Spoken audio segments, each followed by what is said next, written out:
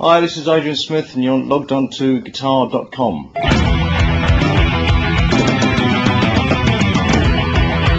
So I'd say a really good one, someone told me to warm up, is just use a real clean sound. Just sort of do.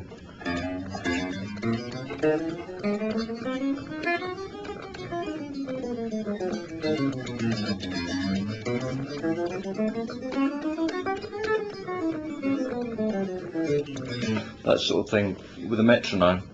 I mean, typically we don't usually warm up before a show much, but if I do that sort of thing. It's chromatic. That is, yeah, something like that. And you can do this sort of thing, which sounds really horrible.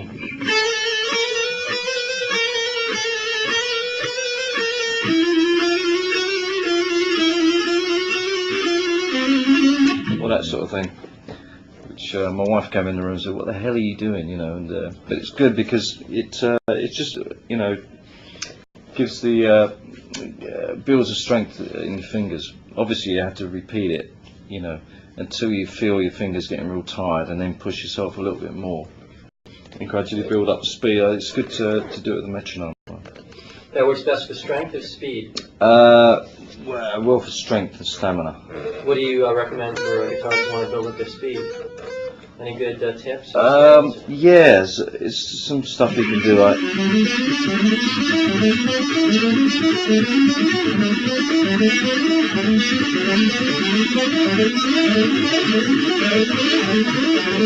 And if you get it and you put it in the right place, it can sound quite good. But again, you can't really do that unless you do. You got to do the sort of groundwork, all that sort of stuff. Get to the point where you can push your fingers, until they hurt a bit, and then you get used to doing it, and then you find it's like playing a sport. If you wanna go out and play tennis for 2 hours in a match, you got to practice for 3 hours, So when it comes to the gig, you can do it with ease,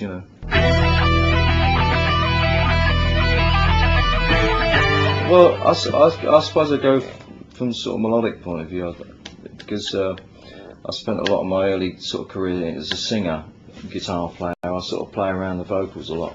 I think I did that unconsciously, So I'm usually coming from more sort of melodic sort of point of view, Dave is very fluid player. He's got very strong, naturally strong hands. He uses the neck pickup. He doesn't use single coils, but he uses 2 humbuckers. Oh, well, I don't know if I should give away secrets, but so he does a lot of hammer-ons. He's very fluent and stuff. And, I think Yannick probably plays in a similar way, but he's a bit more. He experiments a bit more when he's playing, and he's not afraid to sort of walk the fine line,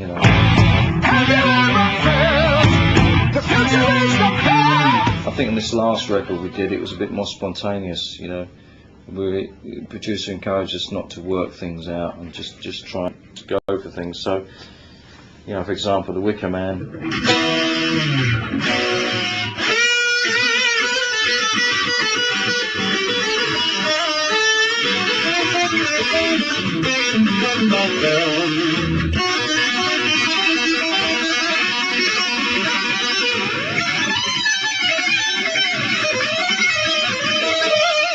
Something like that, anyway. So there's bits of everything in there, really. You got sort of a blues lick, you got a sort of a more classical thing, and then a sort of fast bit at the end. Just try and have a good good definite beginning, a few catchy bits in it that maybe people will remember, and a little bit of a flurry or a fancy bit in there, you know, too. Can you demonstrate how a more pick-heavy approach gives you a different kind of sound than maybe something filled with hammer-ons and bullets? Well, you can do the sort of which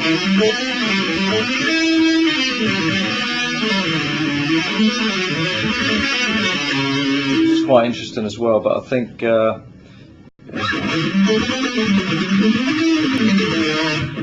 that to me that sounds kind of heavier, and it depends. It also depends what you're playing as well. Sometimes that more legato stuff, what we do, so it gets a bit lost.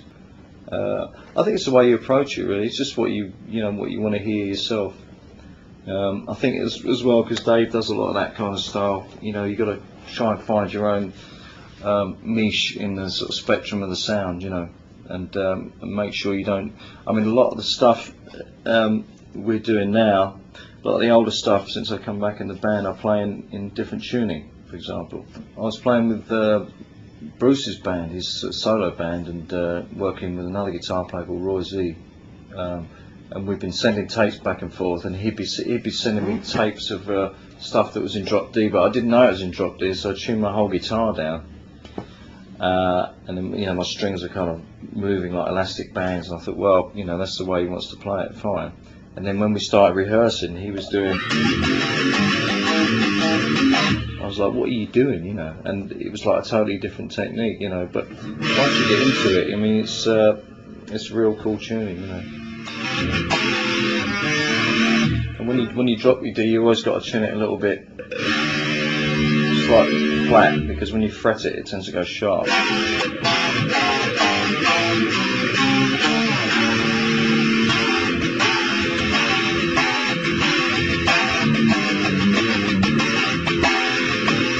That's Rothschild. It's an old Maiden song, whereas before we used to play it. Now I'm playing it more. Oh, sorry.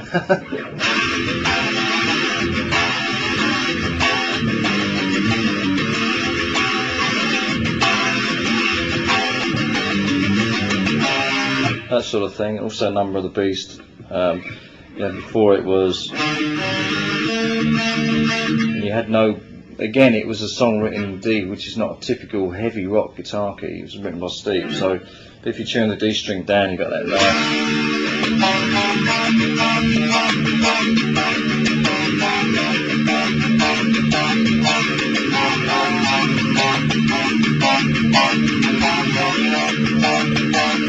So you got the nice heavy droning D string there.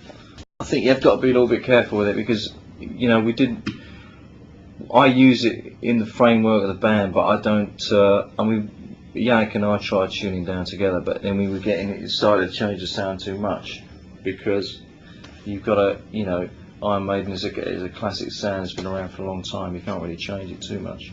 But I find that using it in small doses really adds a little bit more fatness to the bottom end of the sound, you know. Did you do something this time around to keep your sound maybe a little more progressive or in touch with the times? Because certainly the sound that you had was classic, but it's a sound of sort of a different guitar era. No, we didn't. We just sound the way we sound. I mean, I did do a few songs on the new album in that tuning, but it's not like an overpoweringly obvious thing. It's there, and if you take it away, you'd notice it, but it's not like we're all tuned down and then you're going to sound like, you know, Korn or something like that, and that wouldn't be right. You know, it's great what they do, but we've got to stick to what we do. All I'm doing is trying to add a different dimension, and we've got 3 guitar players. There's no use us playing in the same register all the time, you know. Well, again, it's a lot of stamina. It's we do a lot of that galloping like the Trooper, typically.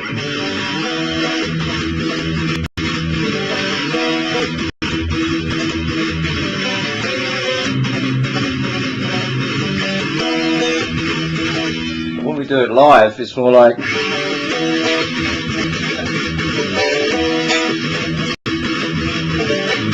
know, it's an adrenaline thing, and you start going, and if I try to play that for 5 minutes, I'd probably die, you know. But when you're on stage and you're playing in front of people, it gives you that energy, you know.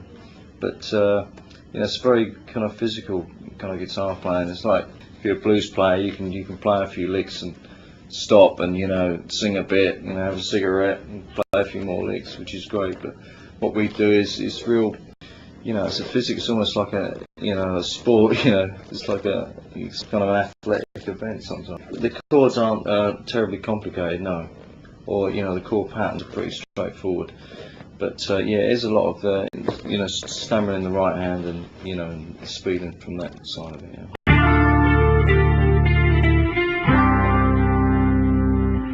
This thing I do a lot.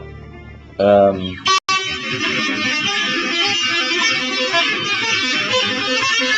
mean, all that is two fingers bouncing around on a sort of an open B string and an E string, and it sounds quite, you know, it sounds quite good. You can do such a lot of.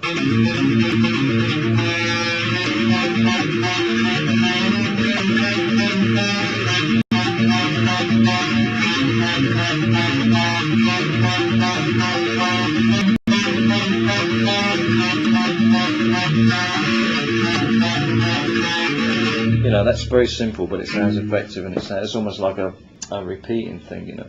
On the high string, you put, I guess you play a, what the hell's that? That's an E, that one. Then you just hammer on that one, and you got that one, but you keep that fretted.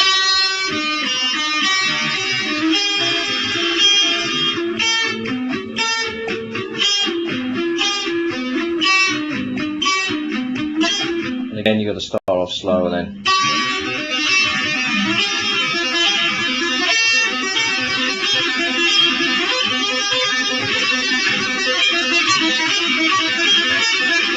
And so on and so on, yeah.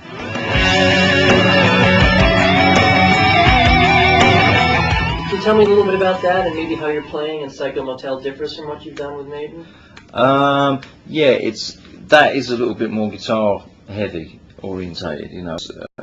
It's a typical situation where I'd sit down with a singer and I'd have a bunch of riffs, and we'd go through, and you know, we'd you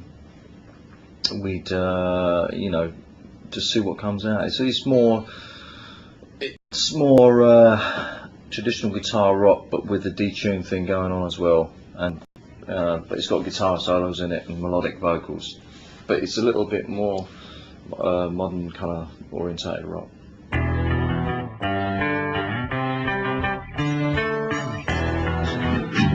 A song called Last Chain, that's the first one. That's used as a typical, you know, drop D tuning riff.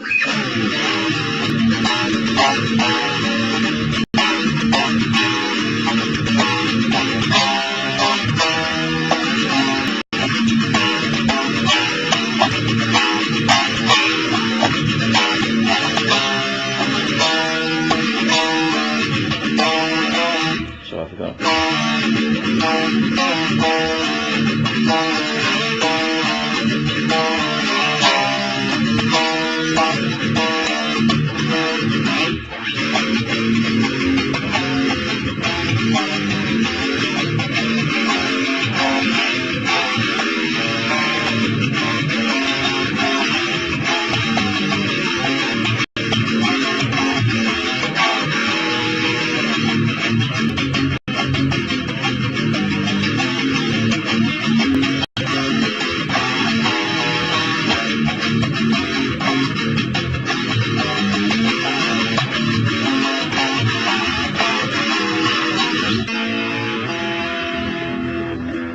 This is it's a pretty standard. I mean, there's loads of these kind of riffs, the command riffs. It's just, but every now and again you sort of tap into something that just a tiny bit different, you know. I mean, this was one of those kind of typical E riffs.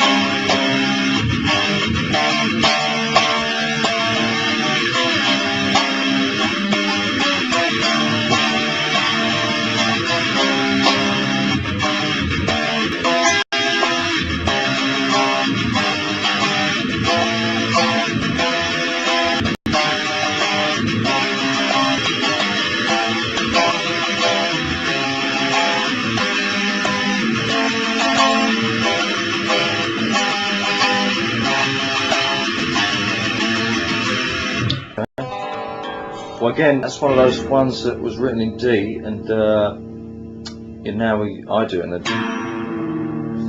drop D string. And that really is, it's not so much a riff, that song, as it's just a gallop, you know.